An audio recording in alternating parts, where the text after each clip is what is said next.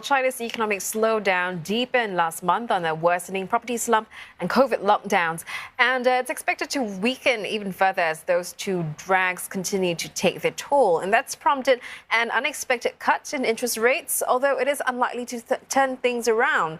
Well, slow growth has put more people out of work. The unemployment rate for those aged 16 to 24 was at a record high of nearly 20%.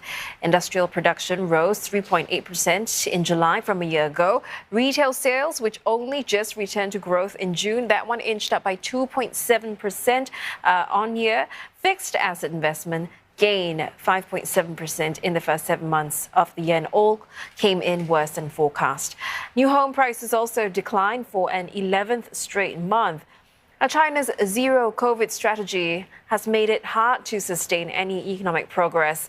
Beijing has been softening the tone around meeting its full-year GDP growth target of about 5.5%.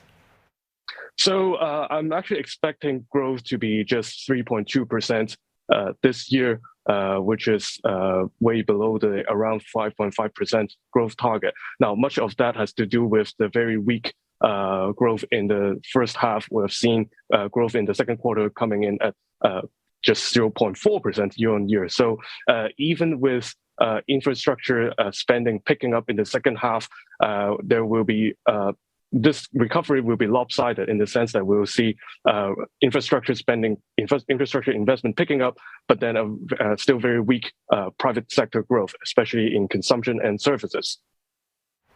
Well, the latest figures are a concern for the Communist Party as it gears up for a major congress in coming months, and that is expected to give President Xi Jinping a president-defying third term in power. And in bid to support growth, China's central bank cut key interest rates in a surprise move.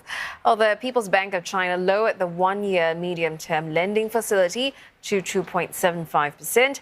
Economists had predicted no change. The PBOC also cut the 7-day repo rate to 2%, saying that the move is to ensure ample liquidity in the system. But analysts say that that's not enough.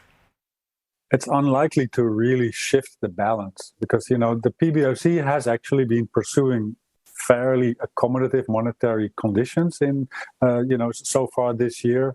But the key problem is not the supply of liquidity and credit. The key problem is the demand side.